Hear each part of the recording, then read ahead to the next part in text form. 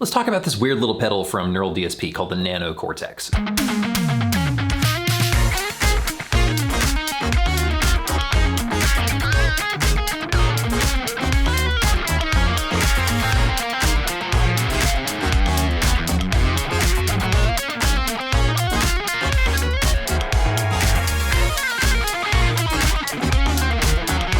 I can't do it.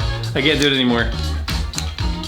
You know, you try and you try to make content, and then this thing. Essentially, this is an amp in a box type of pedal with several different special effects on board that might be useful to you. Are they useful for me?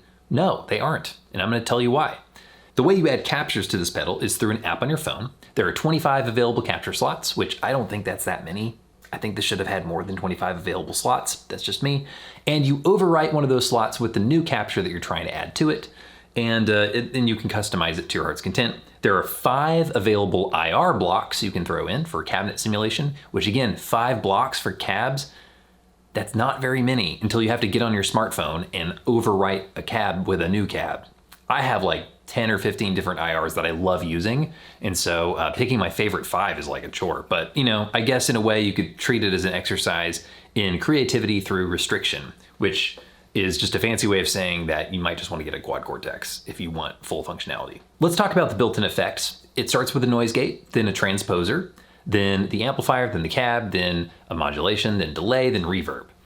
The first thing that you want in a signal path is a noise gate. So awesome, they did it. The next thing that you might want in your signal path would be a transposer, which yes, they did it. Excellent job. So far, we're on a roll here, but we immediately hit a big problem, which is you might have noticed on that list of available effects, there's a couple of things missing, namely a compressor and an overdrive. 2 extremely useful effects that I use on every single recorded and live tone. And so the problem is those 2 effects would go next in that chain. I use a noise gate live all the time. I use a pitch shifter all the time live. And I would love to use the ones in here, but the problem is I don't have an overdrive or a compressor built into this. And so I'm gonna have to add overdrive and compression at the beginning of my chain, but now my noise gate and my pitch shifter are in the wrong spot. So if I want that same functionality, I need to add another noise gate and then another pitch shifter in the proper place, in the pedal flow, if you will. And it just feels like I'm not getting the full functionality out of those 2 effects on this pedal because I'm adding the compression and the overdrive, right?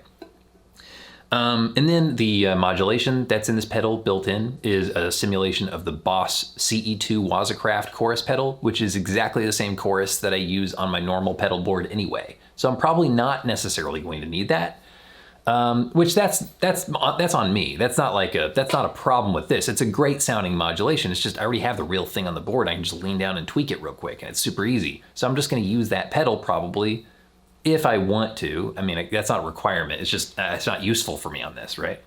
And then the next thing is the delay on here. There's no quick way to do a tap tempo for the delay. Like you can't quickly adjust the time as far as I was able to see, like by tapping like the exit button or something. That would have been cool if that could have adjusted the timing for the delays.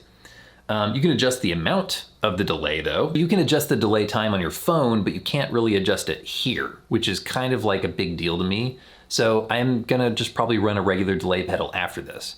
And then the reverb on here, it's a great reverb. It's a lexicon style reverb. It's great. It's not really anything to write home about. It's just a reverb.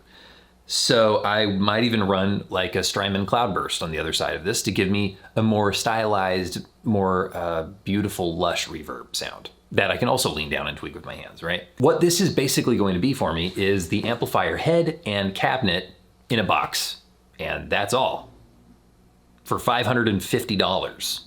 And there's a lot of other pedals that do that exact job. So why would I recommend the NanoCortex over something like, you know, the Tonex or any of the other number of amp in a box style pedals that can kind of do the same job, might even be able to do it a little better? It's because of the NeuralDSP architecture. I'm a huge fan of the NeuralDSP tone. They do a really good job of capturing world-class amplifiers. And I can use all of the captures that I've already made for my quad cortex in this little guy, which is very, very appealing if I want to run my other pedals with something more of just like an amp in a box. This is also a great backup rig if I'm using my tube amp live and that thing dies for whatever reason, I just dig this out of a backpack, plug it into a DI box, and I'm ready to go with a capture of my exact amplifier head, which is pretty cool. A lot easier to tote this around than a quad Cortex. I could see somebody using this for rehearsals or something as an all-in-one rig. I don't know if it's really necessarily worth that. If you're just doing a rehearsal, it's kind of limited. You've got 4 presets, and you can't very quickly turn on and off delays and reverbs and stuff with just these 2 buttons.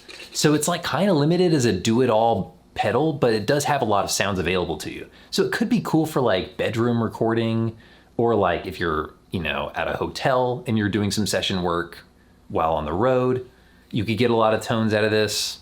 That could be useful, but you can do the same thing with the NeuralDSP plugins, and you could get a few of those for the same price as this, and it would kind of balance out. I don't know. Anyway, so it's just kind of a weird little pedal for the fact that like it doesn't have overdrive and compression, but it's got noise gate and pitch shifter. And it's like if you want to add those two, you have to put them in front of it. And it's just like, I don't know, it's kind of weird. But for me, it's not going to matter too much. I'm probably still going to run other pedals with this when I use it live or in the studio. But it is, yeah, it's a great idea. It's just a little bit weirdly executed. Also, one other tiny little gripe is it doesn't have an XLR output on it, which I completely understand. It's a very small chassis. How can they cram another output on this thing? I just kind of wish that the capture input was also the normal input for like a guitar cable. And then they got rid of this input and put an XLR output somewhere in this mess. That would have been nice. But I don't really understand all that goes into building a pedal like this. I just know what I want as a user. And yeah, it's just a little bit of an odd deal for me personally. But I could see this being the brains of somebody's pedal board very easily.